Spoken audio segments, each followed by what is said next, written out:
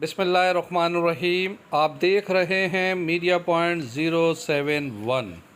को रोक नहीं सकते और ये कहना कि हम 10 दिन 15 दिन में आके अपनी इकोनॉमी को बेहतर कर देंगे, जिस तरीके से इकोनॉमी का तहस नहस किया गया है, तबाही की गई है।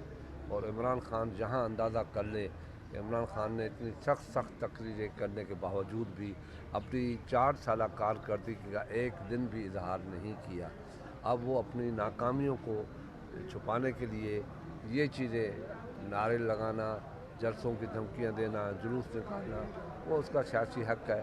और मैं भी हुकूमत को कहूँगा कि उनको सियासी हक़ इस्तेमाल करने दें और वो कोई रियासत का नुकसान ना हो, तो कोई एतराज़ नहीं होना शाह साहब, आपके पास ऐसा क्या फार्मूला है जो मुत्तहद जो जमातें आपकी हैं, जो असम्बली में मौजूद है, कि आप इस मुख्तसर अरसे में जो है बहुत कुछ कर देंगे?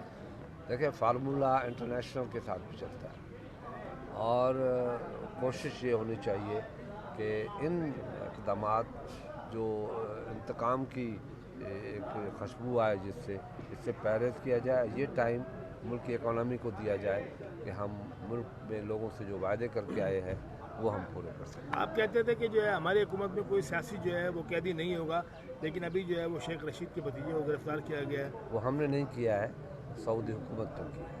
पाकिस्तान में पाकिस्तान में तो नहीं किया है, वो तो उधर किया था। अब जहाँ आए हैं तो हम इस हक़ में नहीं है, क्योंकि आपने देखा है कि ये एक जॉइंट अलायंस है, एक अपोजिशन अलायंस की हुकूमत है, मगर पीपल्स पार्टी इस हक़ में नहीं है। शेख रशीद ने कहा है कि अगर मई तक इलेक्शन नहीं होते तो हालात खाना जंगी की तरफ चले जाएंगे। शेख रशीद तो कहता है कि बड़ी तेज़ी के साथ, जोश में, कि एक दिन भी हम कंप्रोमाइज़ नहीं करेंगे, इलेक्शन अपने टाइम पे।